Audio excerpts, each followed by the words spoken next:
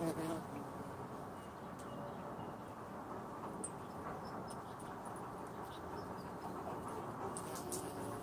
working with the sit and the auto sit, it's more than just the sit. We're really trying to influence the dog to find a place of relaxation. You don't want a dog that sits on command, you want a dog that stays calm. So here I have an extremely social dog, and I've got 1, 2, 3, 4, 5 dogs out here in the yard for him. He's stimulated. Pressure and release on that collar. The way that we use the collar is really paramount in getting the point across. When you apply pressure to the collar, what we did week 1 was influence the dog to have a mindset that when the collar gets tight, they need to do something to make it loose. Week 1 on the lawn is easy. They just move with you. You don't have to do anything. The work is done for you.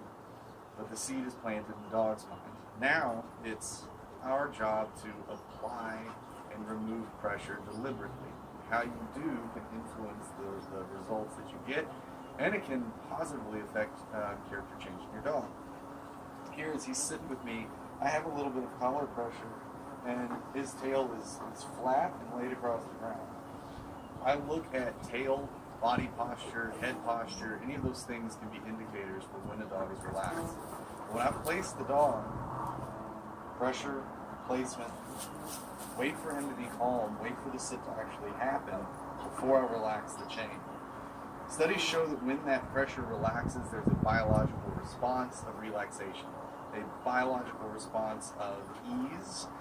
Think of this as you're driving along and there's a police car behind you, you're worried, the police car leaves, and that sense of relaxation. That pressure that you feel from the police behind you, or the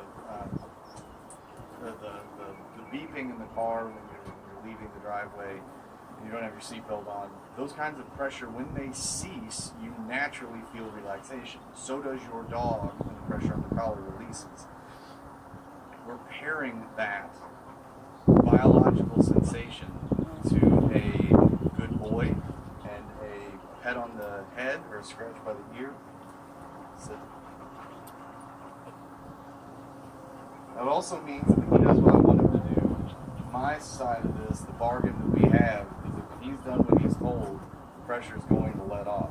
He stood up because that pressure hadn't let off for a while. He didn't know if he was doing the right thing. I left it on too long. By the same token, if you don't leave it on long enough, you'll create other hosts of issues. So what I'm going to do is just a little bit of handling of this dog and show you how the hands work to facilitate what we did. Yeah.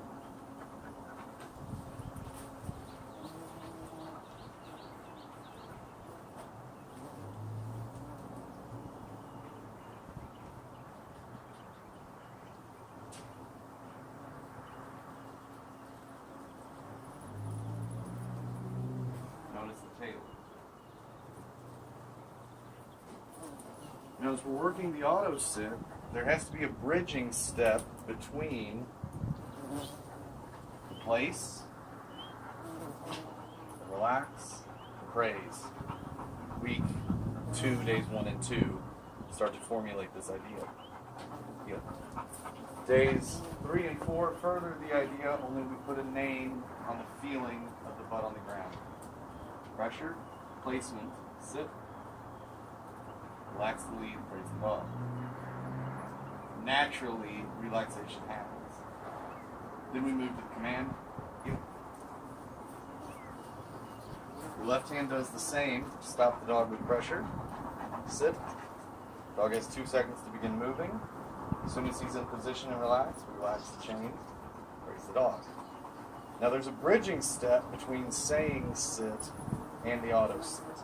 And that bridging step is where your hands continue to do some work so that we can continue to facilitate the kind of character change that we want.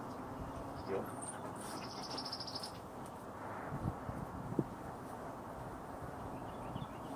Pressure. Dog's in position. Dog's relaxed. Relax the lead. Praise the dog. The hands are integral here. Notice where my hands are in relation to my body.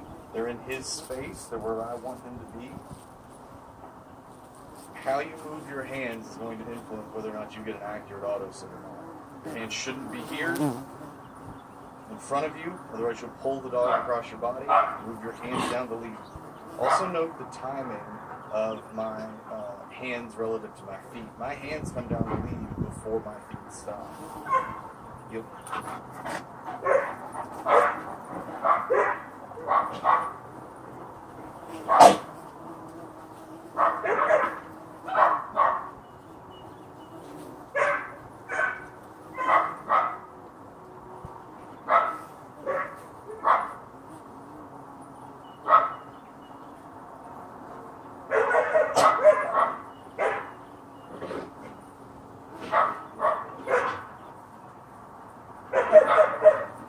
Down the lead first, then I stop my feet.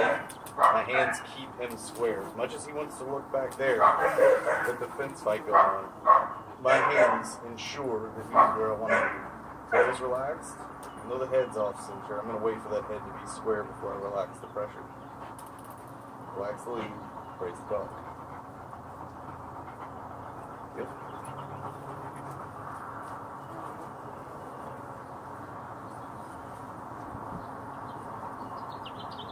Pressure allows you to mark exactly what you want from the dog. It makes it extremely clear for the dog to see what you want from them.